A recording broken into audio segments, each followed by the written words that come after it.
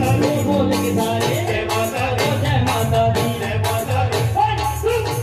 आजा माफ करा दा प्यार जमाना